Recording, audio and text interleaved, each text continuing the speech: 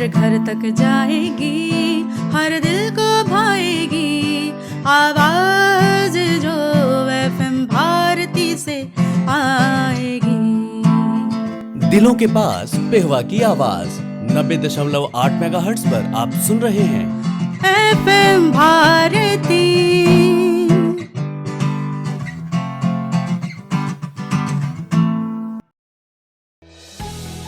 90.8 megahertz पर आप सुन रहे हैं पेहवा की आवाज़ एफएम भारती।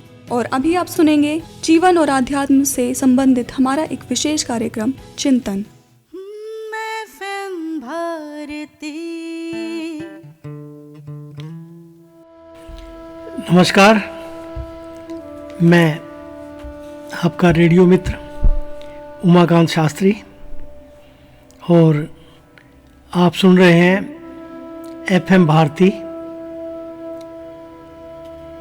90.8 पेहवा की आवाज़। और मैं उपस्थित हूँ आपके लिए अपने इस कार्यक्रम का नया एक रूप लेकर। अभिप्राय चिंतन और मनन करना कि कैसे हमारे जीवन में, हमारे घर में, परिवार में, हमारे मित्रों में, हमारे समाज में सुख की वो नदी बहने लगे जिसकी हम कल्पना किया करते हैं, जिसके बारे में हम हमेशा विचार किया करते हैं कि सुखों की प्राप्ति कैसे हो। और वो सुख हमसे कहीं दूर नहीं है, केवल एक चिंतन करने का विषय, एक मनन करने का विषय कि जो व्यर्थ की बातें हैं हम उनको छोड़कर जो जीवन उपयोगी, जीवन के कल्याणकारी मार्ग पर चलने वाली बातें हैं उनको अपना लें, तो वो सुख की सरिता हमारे घर, बाहर, प्रांगण में बहने लगेगी। आज के इस कार्यक्रम में चिंतन करने का विषय कि आज के युग में जहाँ कहीं भी हम देखते हैं तो लोग प्रतिष्ठा के पीछे भागते हैं, प्रतिष्ठित होना चाहते हैं। आज से नहीं, युगों से ये विचारधारा मनुष्य की रही है। लेकिन विचार करने वाली बात यही है कि वो प्रतिष्ठा कैसी हो, सच्ची हो, कैसे उसे हम अपने जीवन में प्राप्त कर सकते हैं। तो यही आज का हमारा विषय। मनुष्य के जीवन की सच्ची प्रतिष्ठा ये आज का जो चमक धमक से भरा हुआ जीवन है, जीवन शैली है, ये सच्ची प्रतिष्ठा नहीं मानी जाती। मनुष्य के जीवन में सच्ची प्रतिष्ठा तब प्राप्त होती है जो उसके जीवन में सर्वत्र दैवी गुणों के प्राकट्य से मिलती है। दैवी जीवन में है, धन और पद से जीवन की महत्ता का जरा भी संबंध नहीं है। क्योंकि देखा जाए तो धन तो अत्याचारी डकैतों के पास भी हो सकता है, जो दूसरों को परेशान करके जैसे भी हो उन पर अत्याचार करके उनका धन लूट लेते हैं। और दुष्ट राक्षस भी समस्त दैवीय जगत को संत्रस्त करने वाली अपनी राक्षसी शक्तियों के द्वारा कुछ समय के लिए विश्व सम्राट के पद पर आरूढ़ हो सकते हैं।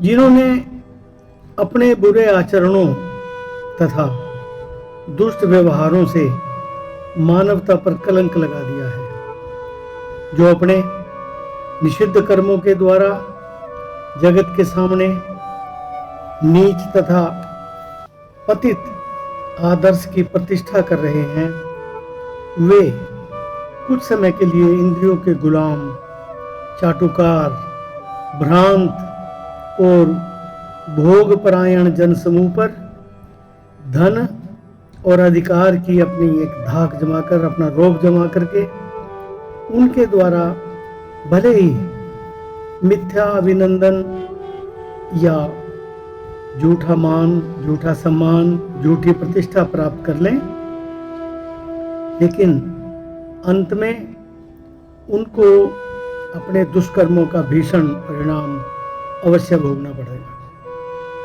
मनुष्य पतित समाज में अपने पतित कर्मों की प्रमुखता से प्रशंसा और प्रतिष्ठा प्राप्त कर सकता है।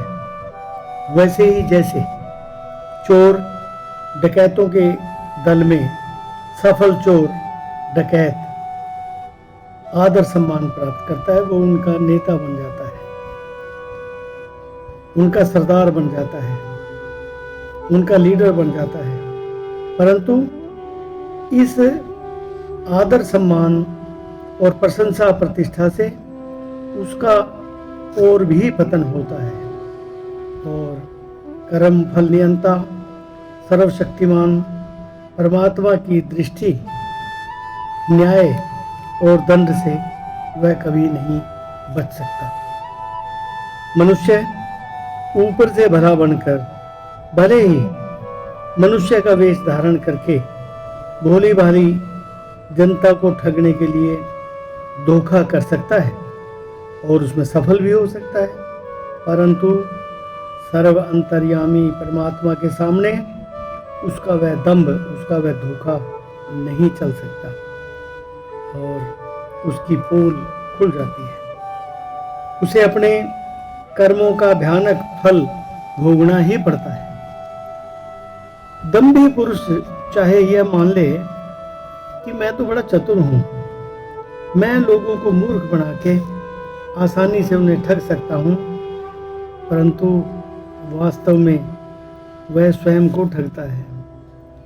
अपनी सच्ची संपत्ति जो प्रभु की कृपा है, ईश्वर की कृपा है, उसको खो करके वह अपना बहुत बड़ा नुकसान कर लेता है।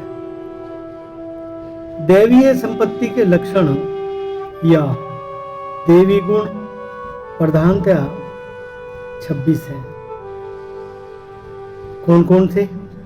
निर्भयता, निर्भय होकर के जीना, किसी प्रकार का भय मनुष्य पर हावी न हो सके। अंतःकरण की पवित्रता, वह अपने मन में, अपने अंतःकरण में कभी भी किसी को धोखा देने की या किसी के साथ फरेब करने की बात सोचे भी नहीं, उसे अंतःकरण की पवित्रता कहेंगे। हमेशा ज्ञान योग में स्थिति बनी रहे और जो प्रभु ने हमें दिया है उस धन, संपत्ति, ज्ञान, संपदा, उन सबको जरूरतमंदों के दान के लिए विचार करता रहे।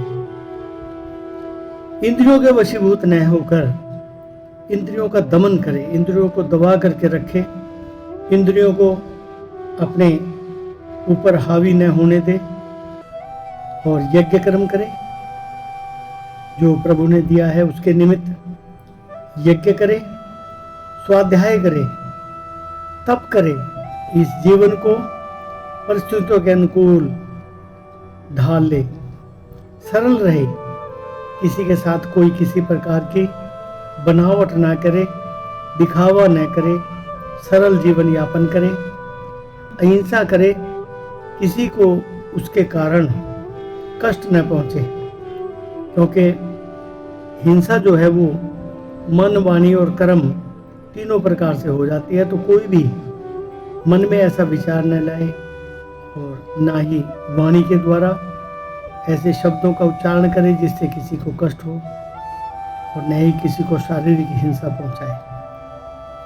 सत्य भाव रखे, सच बोले, क्रोध का त्याग कर दे, क्रोधी न हो, कभी क्रोध को अपने ऊपर न होने दे, न आने दे, त्याग की भावना रखे, अर्थात जो वस्तु हमारी ज़रूरतों से अधिक है उसका त्याग करे सत्कर्म के लिए।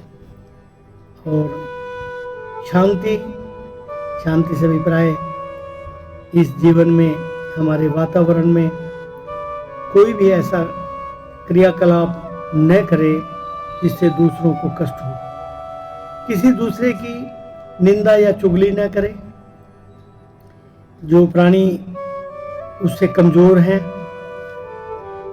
उन पर दया भाव रखे, और मन में लोभ और लालच को न आने दे। मृदुता के भाव मन में रखें और बुरे काम करने से लज्जा अपनाएं, बुरे कर्म न करें। चंचलता का त्याग करें। तेज, क्षमा, धैर्य और बाहर भीतर की शुद्धि, अंतःकरण भी शुद्ध हो और बाहर से शारीरिक शुद्धि भी रखे। अद्रोह और मान का भाव। जिन व्यक्तियों में ये दैवी गुण हैं वे संसार के बंधन से मुक्त होकर भगवान को प्राप्त हो जाएंगे। उनका मनुष्य जन्म सफल हो जाएगा, क्योंकि प्रभु ने हमें जो इस संसार में भेजा है वह संसार में अच्छे कर्म करने के लिए भेजा है, दूसरे जीवों की मदद करने के लिए भेजा है। और इसके विपरीत जिन व्यक्तियों में उपर्युक्त आसुरी और राक्षसी भाव होंगे उनका यहाँ तो पतन होगा ही, वे कर्म बंधनों में और भी जकड़े जाएंगे।